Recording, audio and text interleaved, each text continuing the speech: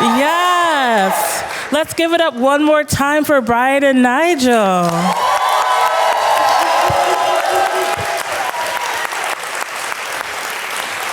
I knew this was a musical, but I did not know I was going to be in a full-on concert, so y'all killed that. Hi, my name is Nissy. I have the distinct pleasure of being your moderator for this evening, and asking some questions. Pipe me up, thank you.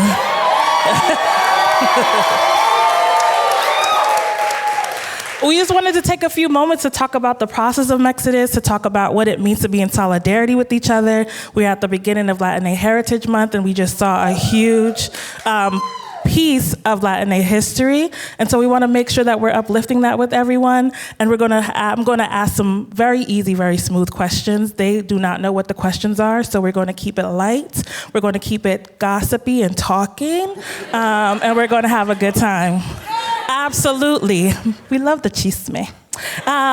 So my first question is really just about, like you said, we don't know this shit. It was not taught in history class, and we don't always hear all the stops of the Underground Railroad. So where did y'all learn this, and how did it become a musical? Yes, it was. I found there was an article put on good old Facebook in 2017 on History.com called "The Untold Story of the Underground Railroad That Led South to Mexico." Somebody posted it, and I was just like, "What is this?" I think that's the general. I mean, some people do know this history, but the general consensus is like, "What?" And then immediately after, like, that makes sense. And so I read it, and I was just like, wow, this is, I read a lot about immigration stories because my parents are immigrants, and border stories. And to me, what was interesting about the story was that it was like a reverse border story of that same line that we talk about now. And then, you know, Nygel and I met, and we started doing a bunch of research. There's now a book that was released called South to Freedom, which was released after we did the research and wrote the play, unfortunately, because that would have been really helpful. We reached out to like a grad student at the University of Texas in Austin, who never responded to us. So we had to do detective work, honestly. And so what's liberating in a way about the research that was done for it was that it is a composite of a bunch of stories. That folk tale of a runaway slave who crossed the Rio Grande on a bale of cotton. It was something that we found in our research. The wanted signs were incredibly useful. We also started reading books like The Curious Career of William Ellis, stuff that took place in Texas in 1851 to try to paint the world accurately. Thank you. I was so enamored by the parallels that y'all made between Henry and Carlos's story. So where did that start coming about? The parallels. There's a lot of parallels in this that we found kind of late. Brian and I were perfect strangers. We met at an actor-musician conference here in the city in February of 2020. Guess what happened after that? Spoiler alert, there was a pandemic. So we were perfect strangers who decided to work on this thing together. He was like, would you want to do this with me? And I was like, absolutely. But you meet a collaborator a second in New York and you never talk to them again. But we were in isolation, so it was like, well, let's do it. And Liz Carlson, who we love from New York Stage of Film. Shout out Liz Carlson. Shout out to Liz. She commissioned it through New York Stage of Film. And so we started writing it, but we noticed that these two strangers, we were having similar journeys that they were having. They meet each other and it's like, I helped you, but I don't know you. And they're very skeptical and I wouldn't say we were skeptical around each other, but No, but it's a risky thing to be I met you once, let's write a play together and spend, 5 years together. Yeah. But it turns out that,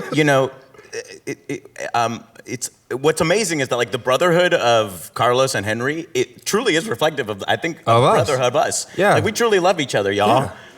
Yeah.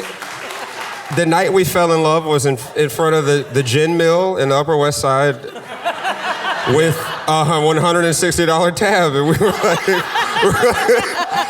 like, dude, we're gonna change musical theater together, But and that was the day that we does. we like that. Now we Yeah, solidified our friendship, but like, there's so many parallels, and I want David to talk about the loop part of it, with the parallels between Henry, Carlos, Nygel, and Brian.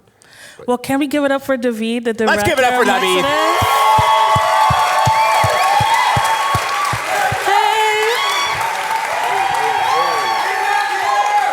David is a superstar. So let's talk about you coming in the collaboration and how you helped shape this. Yeah, so I knew Brian socially. We had never really worked together, been wanting to, and I didn't know Nygel, but I had been following the videos that they were releasing throughout the year that they were writing the piece. There were these videos that they would put out on YouTube once a month for every month. And then I got a call from Liz, and she was like, do you want to meet with these guys and talk about this show? And I was like, absolutely, like, yeah. And I remember meeting with them, and they were telling me about it. And my first reaction, too, was like, what? Like, I did not know this history, and that was really interesting. And then they were like talking about looping, and I was like, great, well, I just have to be honest. I was like, I know nothing about looping at all. And they were like, great. And I was like, oh, okay. And I think one of the challenges from the very beginning was how to make the act of looping integral to the storytelling, right? Where it's not just a gimmick, where it's not just like, this would have been a lot easier if there was a band. Would have been a lot easier, right? But like the idea that looping became this metaphor for the work and the labor that these black and brown men put in, and when they work together, they can actually build something sonically bigger than any one of them could individually, And so like that became the task at hand. Yeah. Let's give it up. Superstar. Okay, so we have to talk about how we make this bigger. And I just kept thinking about what it means to be like you owe someone their freedom. Like, what does it mean to strive together and say that we will get free together? And so I'm wondering, for the three of you, what does collective liberation look like, especially during this time? Okay, question. I think collective liberation and solidarity means that I have a willingness to be uncomfortable for you to be comfortable. Like, it's not to get everybody up. It's to like even it out. So, and it's not cute. And like, I think we talk about this kumbaya shit and like, we're like, oh, we get together and it's gonna be perfect in harmony. No, we might not like each other, but I have enough respect for you as a human, you have enough respect for me as a human, for me to be like, I want you to eat and I want you to have like basic rights. We don't have to like each other, but we do need to love each other. So I think that collective liberation means that like, we all are willing to give up something so that someone else can have something, so no one can have too much. Absolutely. Yeah. Thank you. Yeah, I love that answer so much. I invited my parents to come see this show when we were in DC. I was like, come to our nation's capital, come see this show. But before you come, you should know that there is a part in the play that I talk about you being kind of a racist, Mom, and that's not true. A part of the play. I mean, listen, here's the thing. Actually, if we want to actually talk about solidarity, it happens so often in Latinidad. It happens so often in our communities. These biases we have that we teach to our kids.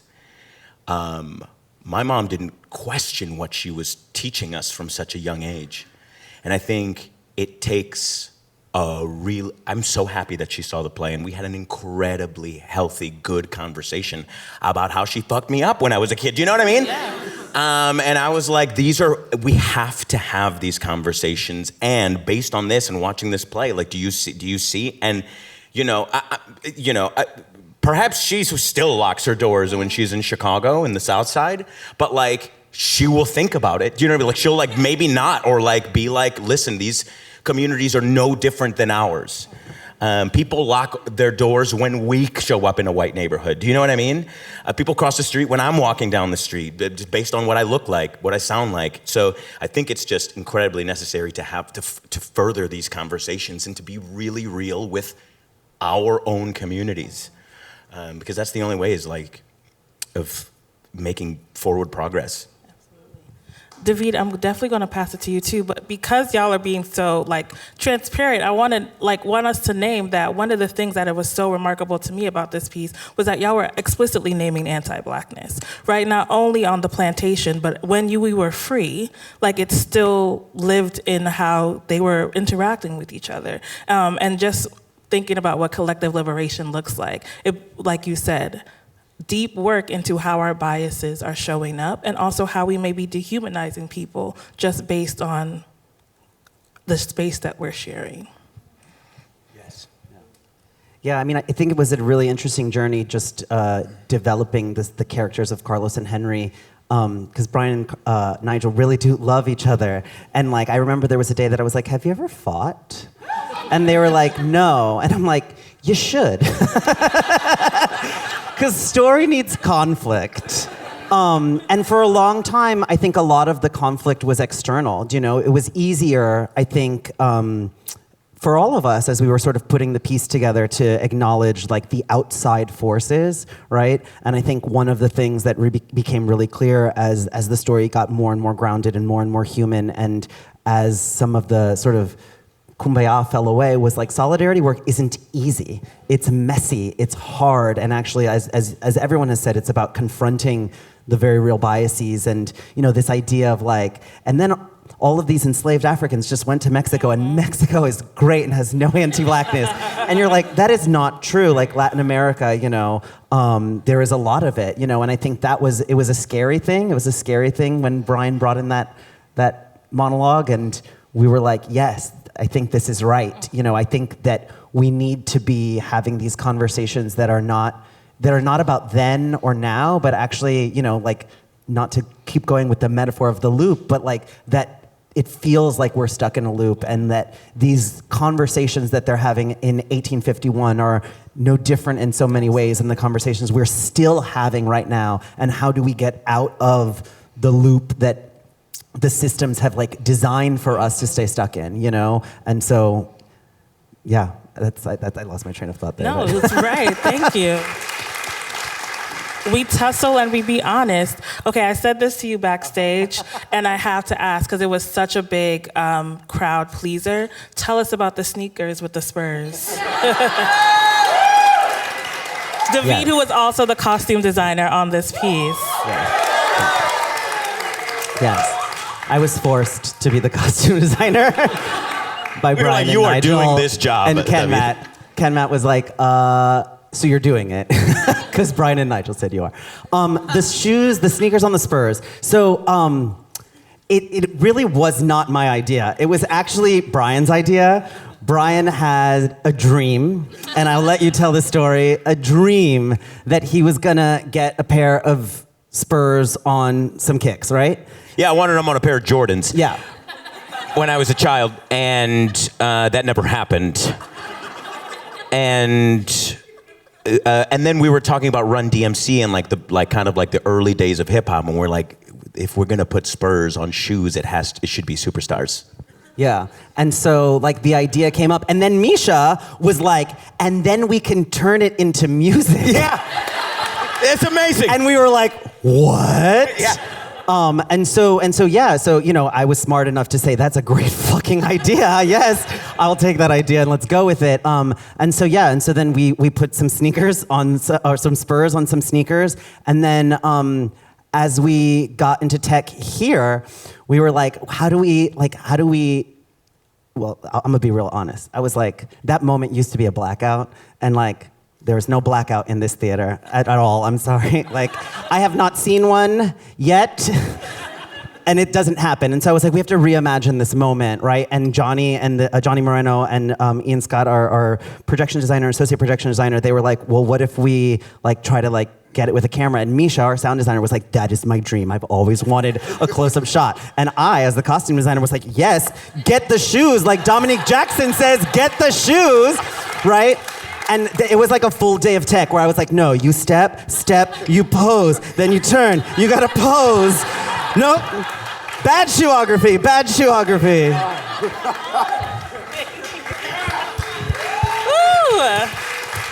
It was a good element. Y'all needed it. I don't want to keep y'all here all night, so I'm going to ask my last question. And I have to do it for the Bronx, which is where I'm from. Every day. Why was it so important to tell this through the lens of hip hop? To quote someone very influential and famous, hip hop is the language of revolution. And kind of like, it's so Shakespearean. I love niggas and I love hip hop. And I love how Shakespearean rap is because there was so much packed into text. And we get to get there's so much information that we need to tell in a very short amount of time. And hip hop is the perfect medium to do that. And it's current, and it's aggressive, and it's passionate, and it's needed right now. And it's Chris Rock said this. He was like, hip hop is the first music made by free black people in America. And it was created by black and brown people in the Bronx. So like, what better way to tell this than from the other, the things that we're talking about, like we go back further than the birth of hip hop. So why not use that as the vehicle to tell the story? Also, I'm not a singer. I mean, I can sing, but like, don't put me on a cruise ship. They gonna cuss you out, dog. But I can go, "Arr!" You know what I mean? Where my dogs at? Where my dogs at? Arr, arr, arr.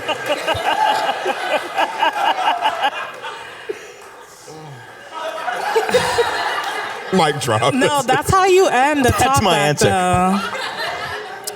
Roof. Anyway. I want to thank y'all so much for giving us this piece of revolt, giving us something that we can hold in our culture, that it can stay in our voices. Being able to loop our voices at the end was so transformative. Misha Fixel. That's all Misha, our sound designer.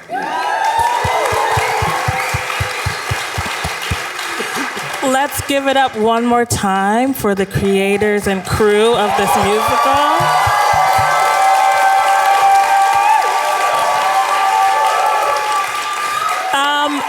And because they're so about community, they're not leaving you empty-handed. There are some churros in the back for everyone to eat. So thank you so much, and have a great night.